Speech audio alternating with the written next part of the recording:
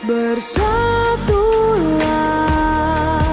Indonesia, jangan pernah terpecah belah.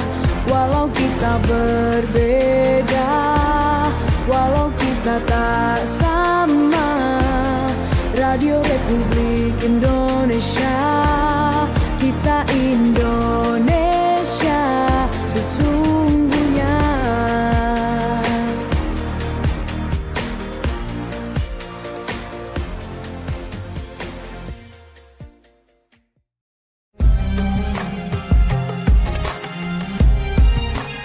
Mutiara Pagi Pro 1.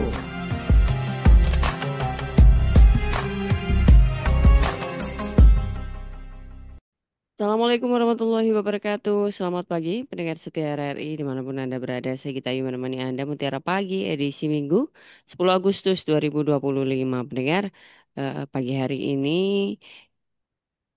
kita sudah bersama dengan Wakil Ketua LDNU Sumeneb, Kiai Haji Ahmad Maskur Wasik MPD yang sudah tersambung. Assalamualaikum, Kiai.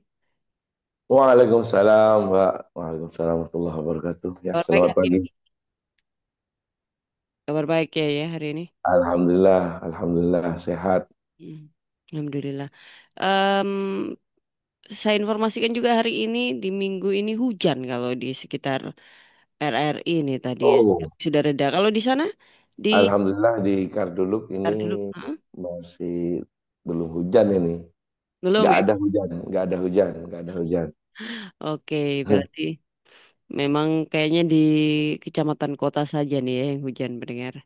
Ya, Kalau mungkin nggak begitu lebat ya, Mbak ya. Hmm, hmm. Ya, ya. Jadi jadi memang lebat sebentar kemudian reda lagi ini. Padahal sekarang sudah musim kemarau gitu ya, tapi alhamdulillah di nikmat Kemarau hujan, basah, berkah hujan. Dan pagi hari ini pendengar kita akan kemarau ngobrol basah.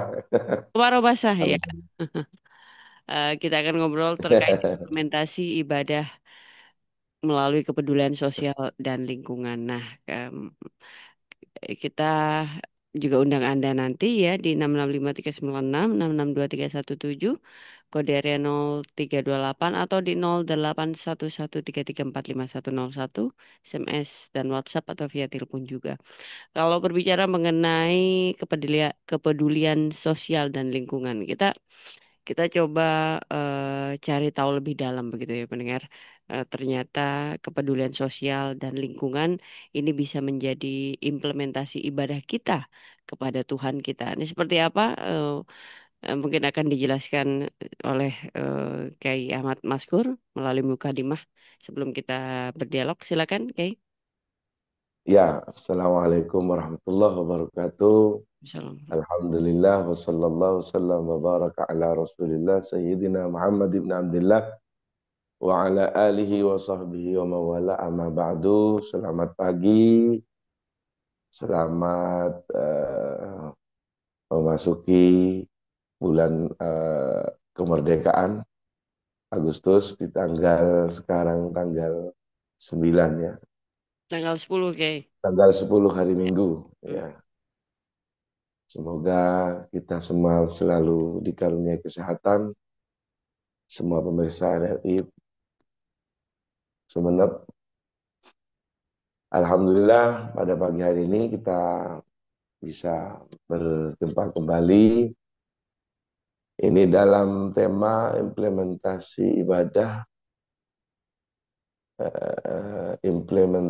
implementasi ibadah terhadap kepedulian lingkungan dan Sosial dan lingkungan. sosial. Ya. Ya. Pada dasarnya ibadah itu ada dimensi bersifat ada dua macam ibadah. Ada ibadah itu bersifat mahdoh.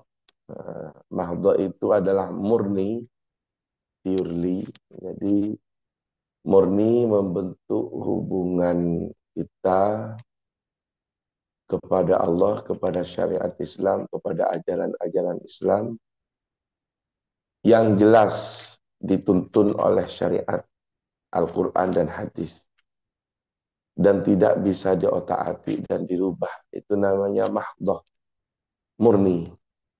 Ada ibadah ghairu mahdoh, kedua ibadah yang tidak murni. Artinya di sana ada bentuk-bentuk ibadah yang bersifat sosial, kepedulian dan lain sebagainya, sehingga itu tidak dikatakan sebagai ibadah murni dan juga tidak ada jelas tuntunannya dari syariat secara detail, namun dapat mendapat apa legitimasi atau pengakuan dari syariat secara umum, seperti nilai-nilai baik di dalam hubungan, akhlakul karimah setiap harinya, kesehatan, kepedulian terhadap lingkungan. Ini walaupun tidak secara detail disikapi secara spesifik oleh syariat, namun secara umum, secara universal, itu sangat ditekankan oleh syariat, mengingat Islam itu adalah agama yang sehat, agama yang peduli terhadap sosial, agama yang sangat peduli terhadap lingkungan. Sehingga dua bentuk ibadah ini juga harus terintegrasi, sama-sama dilakukan.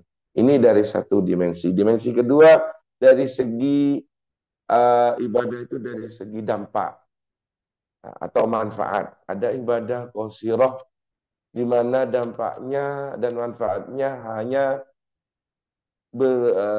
dirasakan oleh si pelaku itu sendiri saja. Itu qasirah namanya, seperti ya ibadah-ibadah salat, puasa. Namun ada ibadah yang bersifat muta'adiyah, artinya kebaikan dan manfaatnya tidak hanya dirasakan oleh pelaku itu sendiri saja, tapi akan berdampak pada lingkungan dan umum dan masyarakat. Ini ibadah muta'adiyah. Ini dari segi dampaknya, dari segi jenisnya ada dua. Ada ibadah murni, ada ibadah tidak murni. Ibadah murni yang jelas tuntunannya dan tidak bisa dirubah diutak-atik. Seperti contoh sholat yang 5 waktu, tidak bisa kita sholat zuhur dengan 5 rakaat atau maghrib dengan 2 rakaat. Jadi itu tidak bisa dirubah. Itu ada karena ada tuntunan langsung dari Rasulullah, dari Al-Quran. Ada yang tidak ada tuntunan langsung, ya ghairu muhdats. Artinya tidak murni, seperti yang saya jelaskan tadi.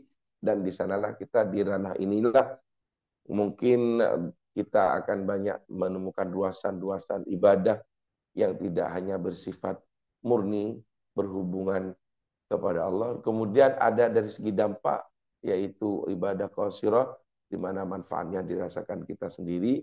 Ada ibadah muta'addiyah, di mana dampaknya bisa dirasakan oleh orang lain. Intinya, tujuan manusia itu adalah satu ayat, yaitu wa ma a'udzubillahi minasyaitonir rajim wa ma khalaqtul jinna wal insa illa liya'budun. Tidaklah aku jadikan jin dan manusia kecuali untuk beribadah kepadaku. Agar kita tidak salah pengertian bahwa ibadah itu tidak hanyalah memanifestasikan hubungan kita kepada Allah saja, atau berwirid, bersolat, dan lain sebagainya. Tapi ibadah sosial, ibadah lingkungan, itu juga merupakan bagian daripada ibadah di dalam Islam itu sendiri. Mungkin demikian prolog pertama tentang kepedulian ibadah Islam itu di dalam ibadah, hingga menjangkau pada segi sosial dan lingkungan. Ya, Mbak. Baik. Oke, pendengar, mukadimah dari Kiai Ahmad Masyhur sudah dijelaskan tadi. Saya undang Anda. Silakan nih di 665 396 kode area 0328. Halo, Assalamualaikum. Assalamualaikum. Waalaikumsalam warahmatullahi wabarakatuh. Dari Ini dengan Hamim Jazuli dari Monce. Pak Hamim Jazuli dari Monce. Silakan Pak, ada yang ditanyakan? Kita membahas mengenai implementasi ibadah melalui kepedulian sosial dan lingkungan bersama Kiai Ahmad Maskur. Silakan. Kalau ada yang ditanyakan. Assalamualaikum Pak Kiai. Waalaikumsalam. Waalaikumsalam, Pak Hamim. Saya mau bertanya, Uh, Bagaimana hukumnya kalau misalnya ada orang yang hanya peduli dalam apa ya pekerjaan sosial, peduli terhadap lingkungan, tapi tidak melaksanakan sholat. Tapi kalau sama lingkungan dan juga sama sosial itu sangat peduli, tapi tidak melaksanakan sholat. Itu Baik. mohon penjelasannya. Terima kasih Pak Amin. Terima kasih. Assalamualaikum. Ya, Waalaikumsalam warahmatullahi wabarakatuh. Semoga selalu diberikan kesehatan Pak Amin bersama keluarga. Nah ini sebelum kita menjawab mungkin ada satu penelpon lagi Kiai. Nanti kita jawab bareng-bareng ya dari Ya, pertanyaan ya, pendengar kita. ya. Halo. Halo, Assalamualaikum. Waalaikumsalam warahmatullahi wabarakatuh. Dari Ahmad Irwan di Bandung Timur.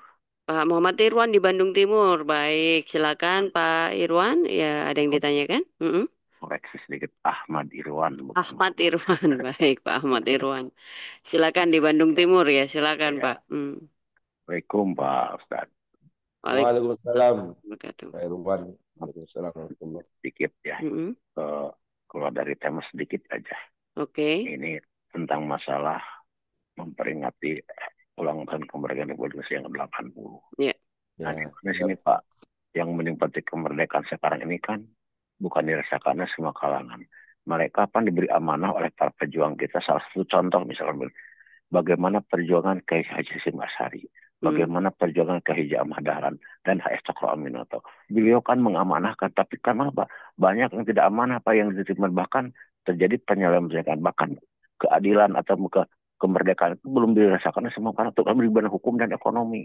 Nah, bagaimana Pak Bapak tentang apakah dosa juga, apakah tidak bisa amanah dari para pejuang kita? Berarti kan mereka ini bukan hasil hadiah, tapi kan hasil perjuangan para pejuang kita. Tapi yang menyelesaikan kemerdekaannya siapa? Bukan rakyat yang di bawah. Terima kasih Pak. Assalamualaikum. Baik, waalaikumsalam warahmatullahi wabarakatuh. Waalaikumsalam warahmatullahi Baik, mungkin pertanyaan yang pertama ya, dari Pak Amim terkait dengan ada yang sosialnya baik, Kiai, kemudian ada yang peduli pada lingkungan. Ternyata ibadah yang inti begitu ya, yang penghambaan kepada Tuhannya ini justru tidak ada sama sekali. Nah, ini seperti apa? Ya, terima kasih. Ya, sebenarnya kedua hubungan ini adalah sesuatu yang terintegrasikan, tidak bisa dipisah. Seseorang harus baik hubungannya dengan Allah, dengan Tuhannya. Demikian pula ia juga harus baik hubungan dengan sesama, sosial dan lingkungannya. Dan seseorang tidak bisa hanya baik hubungan dengan hablum minallahnya saja, hubungan kepada Allah saja. Namun kemudian ia terbengkalai atau meninggalkan hubungan baik dengan sesama dan lingkungannya. Atau sebaliknya, seseorang tidak baik juga dia hanya seseorang sosialis, peduli terhadap lingkungan, namun ternyata dia putus kepada Allah. Atau hanya berhubungan dengan Allah saja tanpa lingkungan, itu juga tidak baik juga. Jadi kedua-duanya itu harus sama-sama mempunyai hubungan yang baik. Orang yang hanya banyak ibadah tapi tidak baik hubungan lingkungannya, ini ada sebuah hadis bahwa di hadapan Allah nanti ditanyakan oleh Rasulullah, manil muflis, para sahabat di waktu siapa orang yang bangkrut, kata Rasulullah di hadapan para sahabat. Para sahabat menjawab, al muflisu minna man la dinara wa la dirham. Orang yang bangkrut di antara kita yaitu orang tidak punya uang, tidak punya dinar dan dirham. Tapi kata Rasulullah, al-muflis man ya'ti yaumal qiyamah, orang yang bangkrut itu orang yang datang di hari kiamat dengan pahala-pahala umrohnya. Pahala umrohnya, pahala puasanya, pahala hajinya. Namun kemudian pahala itu, kalau saya langsung menceritakan dengan maknanya. Namun kemudian pahala-pahala itu kemudian habis karena ditransfer pahalanya pada orang yang ia zalimi. Dia waqad syatama hadza, dia suka memisu, wa safaka dam hadza, dia membunuh orang, wa akhadha mala hadza, dia mengambil harta orang lain. Misalkan dia zalim, sehingga pahala-pahala yang ia lakukan dikirim semua pada orang yang ia zalimi. Kemudian setelah habis semua pahala yang ia miliki, orang yang dizalimi itu kemudian dosa-dosanya dikirim ke orang yang menzaliminya itu. Karena saking sudah tidak ada pahala yang akan ia kirim kepada orang yang ia zalimi itu. Jadi ini sebuah hadis ini menjelaskan tentang bagaimana seseorang itu tidak hanya wajib berhubungan baik kepada Allah, tapi dia harus baik hubungan kepada masyarakat. Dan juga orang yang hanya berhubungan baik kepada masyarakat, tapi dia tidak ada hubungan kepada Allah, itu juga sama dengan kebaikannya akan dibalas di dunia saja. Karena dia tidak mempunyai hubungan baik kepada Allah, dia lalai. Dan pada umumnya, sebaliknya sih. Pada umumnya, orang yang tidak berakidah itu berpotensi zalim. Orang yang ateis itu berpotensi orang yang tidak merasa dipantau oleh Allah, tidak mempunyai Tuhan, tidak berakidah, itu berpotensi zalim, berpotensi untuk gampang berbuat zalim kepada sesama. Orang yang baik dan sosialis, orang yang baik kepada lingkungannya, kepada sesama itu potensinya biasanya orang-orang yang berakidah, orang-orang yang beragama. Nah, begitu. Tapi orang yang hanya baik kepada sesama, tapi putus hubungan kepada Allah juga tidak baik. Itu tidak bisa diterima di dalam agama. Jadi kedua-duanya itu harus punya hubungan baik. Kemudian pertanyaan kedua tentang apa itu? Tentang kemerdekaan. Oh ya. Yang katanya. Ya sebenarnya kita semua, setiap individu kita dan strata grid kita di apakah itu masyarakat, apakah itu eksekutif, apakah itu dari yudikatif dan semuanya, itu semuanya memiliki amanah dan tanggung jawab masing-masing untuk mengisi kemerdekaan ini.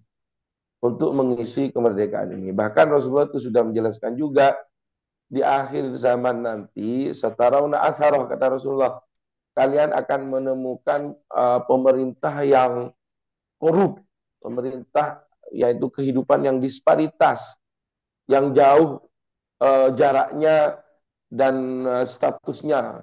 Jadi yang kaya makin kaya, yang miskin makin miskin, di mana pemerintah di saat itu, kata Rasulullah, semakin menumpuk-numpuk harta, korup.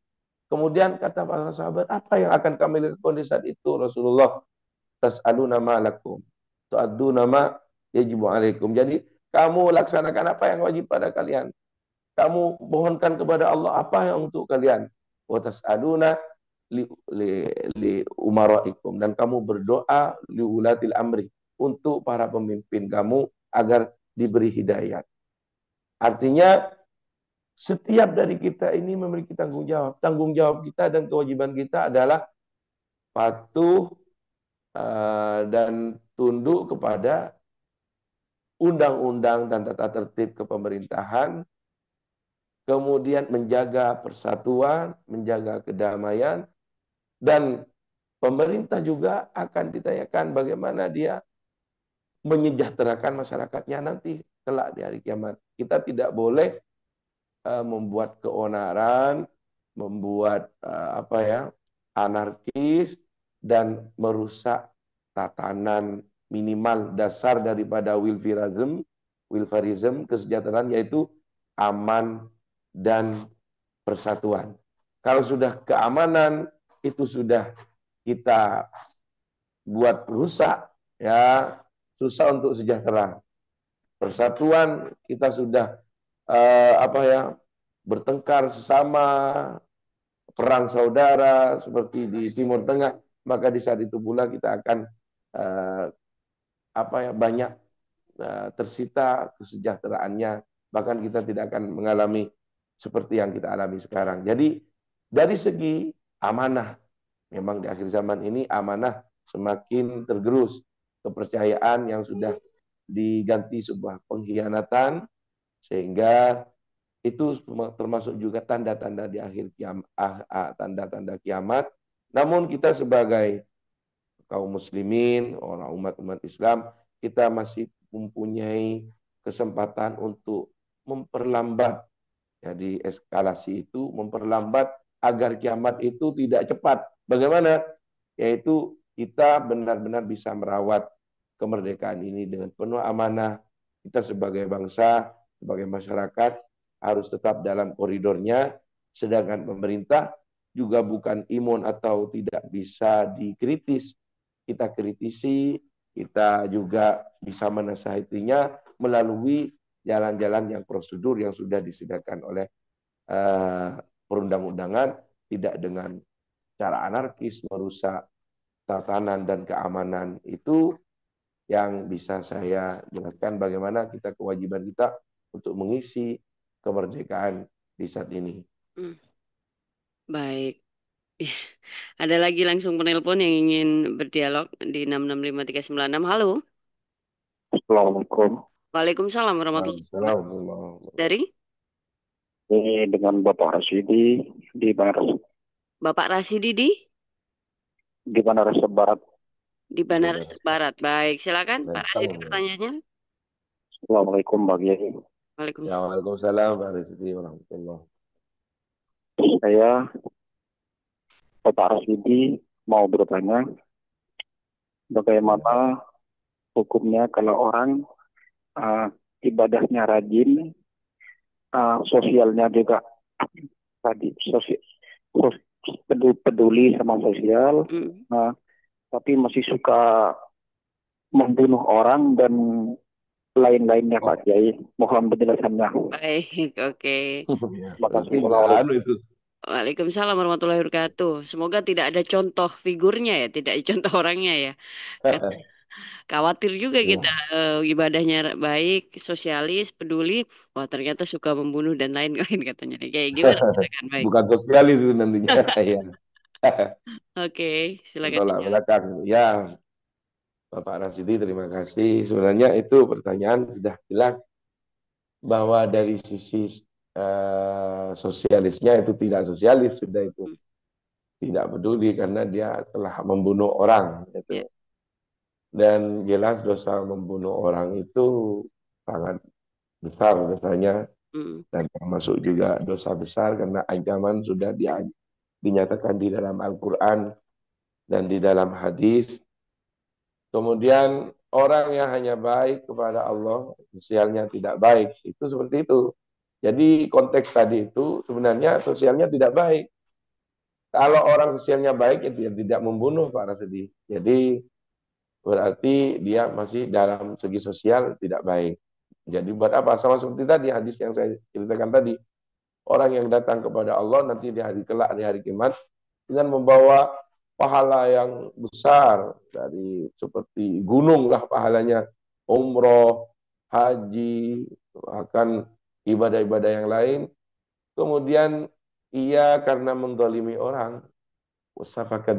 dia telah membunuh orang, maka kebaikan dan pahalanya dikirim kepada orang yang dibunuh ini.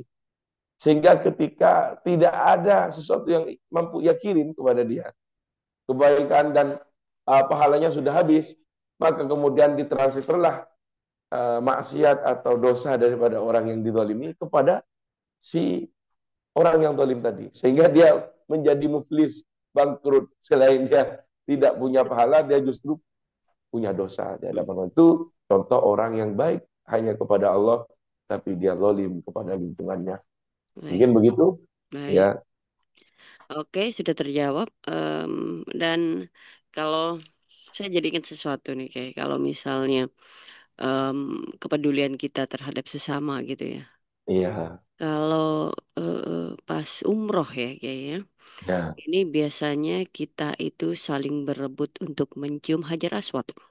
ya betul, Dan betul. saya melihat tuh gitu ya, wah itu luar biasa tarik-tarikannya, apa kata orang Madura, sengkor-sengkorannya, dan saya rasa itu mulai menyakiti ya, mulai menyakiti sesama demi kepentingan, walaupun itu sunnah, tapi kalau dilihat lagi, tapi sepertinya banyak yang tersakiti untuk menuju ke sana. Ya, Dan itu padahal kita ada di tanah haram gitu, Kiai. ya, Kalau ya. hambaan Betul, itu betul itu, luar Pak, biasa. betul. Nah ini Kiai seperti apa melihatnya nih kalau hal Ya, seperti ini? memang guru-guru saya itu, Mbak, ya guru-guru saya semuanya itu melarang, melarang memang.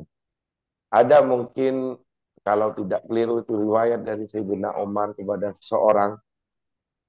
Sayyidina Umar berkata, kamu itu orang yang kekar, besar. Mm-mm. Jadi kalau kamu itu mencium Hajar Aswad dengan memaksakan sehingga menyakiti orang lain, kamu tidak boleh. Jadi tidak usah mencium Hajar Aswad. Mm. Jadi guru-guru saya juga begitu itu Mbak. Manakala kita untuk mencium Hajar Aswad itu ternyata meyakini jelas bahwa kita akan menyakiti orang lain, itu tidak baik dan justru tidak sunnah juga itu. Kita cukup istilam dari jauh, Mm. mencium Hajar Aswad itu dari jauh. Itu juga disunahkan juga, walaupun kita tidak langsung secara fisik mencium Hajar Aswad itu. Karena itu ada unsur menyakiti orang lain di situ. Mm. Mm. Ya, begitu Baik. Mbak. Berarti memang masih ada yang em, sedikit ini ya, keliru persepsinya begitu ya. Ya, ya Iya. keliru. Selama ini kalau Keliru tetap. melihatnya. Ya. Karena dia ingin memperjuangkan hal Mm-mm. yang sunnah, Mm-mm. tapi dengan menyakiti orang lain. Tidak bisa itu Mbak. Iya. Tidak dibenarkan. Ya. Yang sunnah dikejar, yang wajib justru terlewat ini ya, terskip. Ya, yang dosa yang Mm. dilakukan ya. Iya, karena Menyakiti orang lainnya. betul, menyakiti orang kita kan wajib berbuat baik begitu ya, guys, Ya, sesama Muslim. ya, Ini justru yang wajibnya yang kelempar gitu ya untuk ya. mengejar sunnah. Makanya Mm. itu jelas tidak boleh itu Ya. jelas. Jadi saya katakan tadi jika meyakini Mm-mm. kita meyakini bahwa kita dengan mencium hajar aswad itu menyakiti orang lain, maka di saat itu tidak sunnah untuk Mm. melakukan itu. Tidak Baik, boleh. Ya. oke. Tampaknya Ya. ada yang pendengar yang ingin bergabung lagi di 665. Halo. Assalamualaikum. Waalaikumsalam warahmatullahi wabarakatuh. Assalamualaikum warahmatullahi wabarakatuh. Dari Pak Burhan ya ini ya. Ya benar. Ya, baik, Pak Burhan, silakan. Ada yang ditanyakan. Assalamualaikum ya Pak Ustaz. Waalaikumsalam. Waalaikumsalam warahmatullahi wabarakatuh, Pak Burhan. Saya mendengar dari para ulama berbuat dosa apapun, angkat bertobat nasuha pasti diampuni. Iya, iya, Kecuali melaksanakan syirik katanya. Oke. iya, Kedua, kalau menodai istrinya orang, dia kalau minta ampun kepada Allah, apa diampuni Ustaz? ya. Terima kasih. Baik. Assalamualaikum. Waalaikumsalam warahmatullahi wabarakatuh. Waalaikumsalam warahmatullahi Terima kasih wabarakatuh. Pak Burhan. Ya. Oke, bisa langsung dijawab, oke? Iya, itu menodai istri orang itu masuk hakullah itu. Kecuali ada unsur pemaksaan. Itu ada hakul adami di situ. Pemukulan atau lain dipaksakan. Kalau suka sama suka itu hakullah.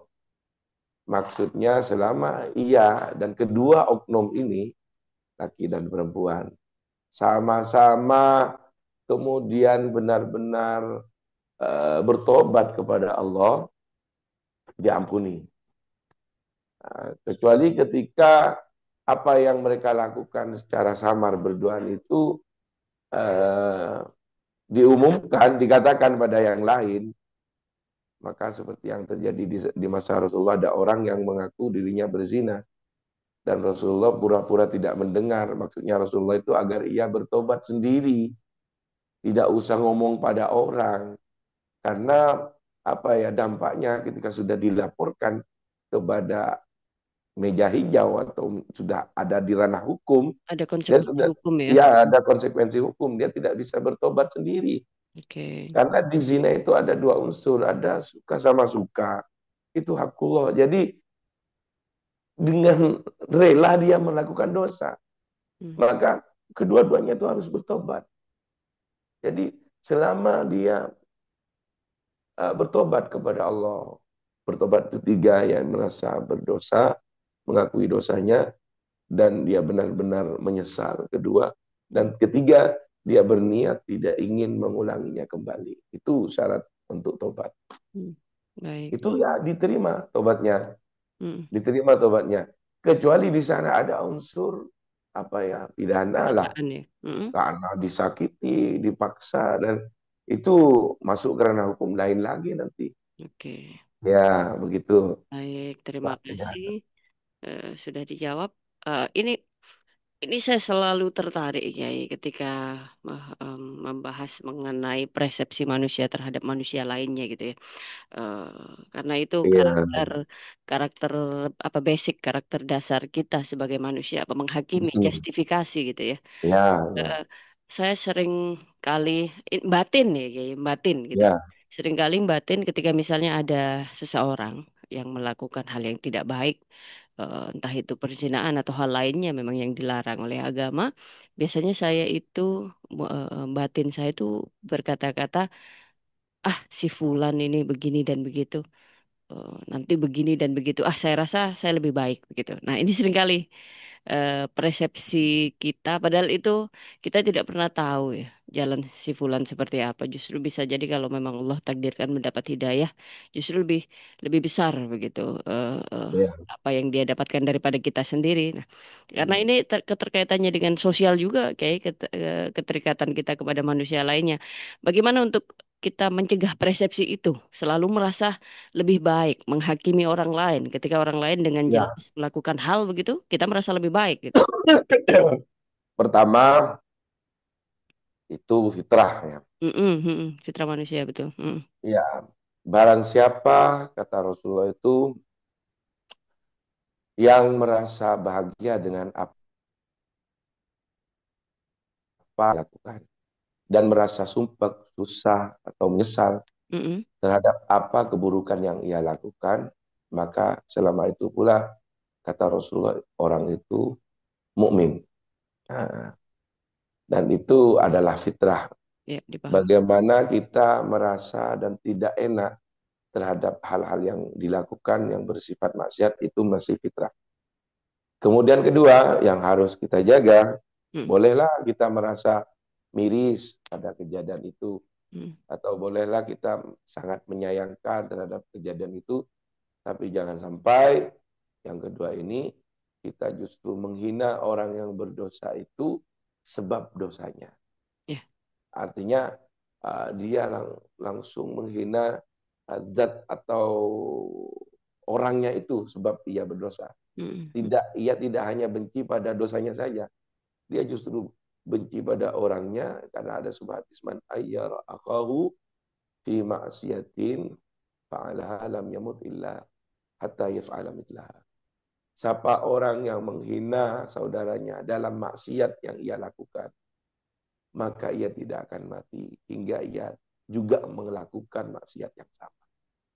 Jadi, karena apa? Karena di sana ketika ada penghinaan terhadap orang, oknum, karena melakukan maksiat, maka di sana ada unsur tazkiyah.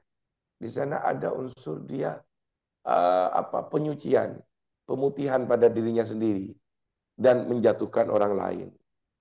Sama dengan katanya Imam Ghazali di dalam ilmu, ya, dalam kitab Bidayatul Hidayah itu, ada doa yang bungkusnya sepertinya kepedulian, tapi ternyata terbungkus oleh rasa dengki atau ingin memuji dirinya sendiri. Contoh di dalam kitab Bidayatul Hidayah itu dinyatakan oleh Imam Ghazali, ada seseorang berkata, hadahullah, semoga Allah memberi petunjuk pada dia.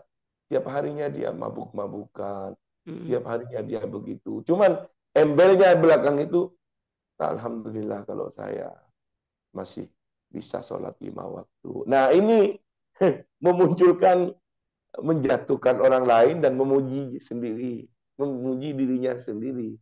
Di saat itulah setan itu masuk. Jadi dia tidak ikhlas di dalam masalah kepeduliannya pada hal-hal maksiat yang dilakukan oleh lingkungan dan para teman-temannya, tapi justru ia menghinanya karena maksiat itu. Ada kepentingan lain gitu ya. Ada kepentingan lain. Semoga dia diberi petunjuk oleh Allah. Dia tiap harinya kerjanya mabuk-mabukan, main judi online. Tapi alhamdulillah saya masih sempat berjamaah. Nah, itu berpotensi, kata Imam Ghazali, rizki alin nufus. Berpotensi dia menjatuhkan orang lain dan menampilkan perfect kesempurnaan dirinya sempurna di mata orang lain. Dan itu bahaya. Iya. Ya. Ini saya agak merinding begitu ya diingatkan urusan ini nih kayak ya, karena kalau fitrah tadi ya itu juga karakter dasar manusia. Ya. Kita Karena Islam itu agama fitrah, pasti akan merasa tidak enak terhadap kemaksiatan itu sendiri. Tapi ketika ranahnya sudah menghina pada orang itu, maka ada ancaman Rasulullah, maka ia tidak akan mati, melainkan ia akan melakukan dosa yang sama seperti yang ia hinakan pada orang temannya itu. Jadi naudzubillah, maksiatnya yang silaturahmi ke kita nanti. Iya, jadi intinya begitu Mbak. Ketika ada orang bermaksiat, kita kemaksiatannya boleh kita benci, tapi kepada orangnya kita doakan. Sama dengan kita melihat pergi ke tetangga sedang kena kematian, itu wafat. Itu kan hati itu kan masih belum giliran sebenarnya itu. Iya kan? Coba pas giliran kita kan kita juga sama akan mati Mbak itu. Nah, kadang-kadang orang yang datang seperti itu kan dia sok pinter. Seperti misalkan tabrakan atau sakit. Oh, seandainya ini begini, dia pergi ke dokter ini. Jangan gitu, ya. Jangan gitu. Itu kita karena kita tidak sampai seperti tidak dia. Mengalami gitu ya.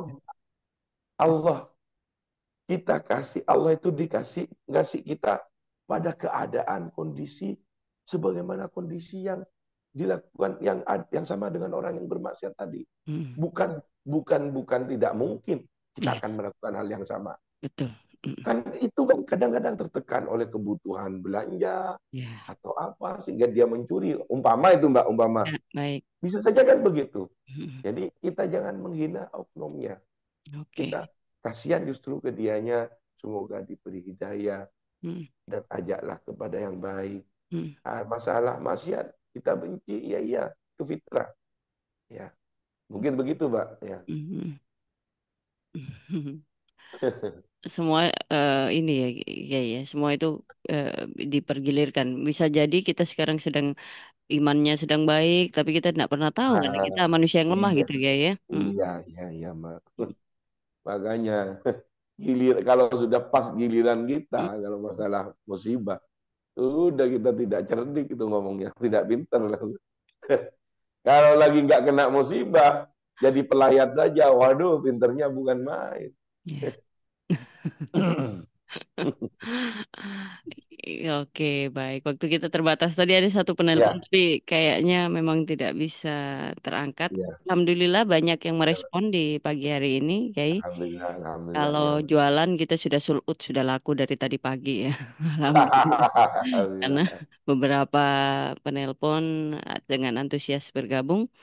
Dan insya Allah apa yang disampaikan oleh Kiai ini mengingatkan kita semua, menjadikan kita lebih baik begitu Kiai ya. Amin. Allahumma amin. Dan insya Allah menjadi amal jariah juga bagi Kiai dan keluarga. Amin. Karena kita diingatkan. Amin. Terima kasih banyak Kiai atas waktunya hari ini. Terima kasih. Selamat berakhir pekan di hari Minggu bersama keluarga di rumah. Semoga sehat selalu, bahagia selalu, insya Allah. Saya Gita Ayu pamit. Terima kasih banyak atas waktunya Kiai. Terima kasih sama-sama. Di jam dan di frekuensi yang sama di kesempatan yang lain kita bergabung kembali Kiai ya. Ya, Mbak. Terima kasih banyak atas waktunya. Sama-sama. Assalamualaikum warahmatullahi wabarakatuh. Mutiara Pagi Pro 1.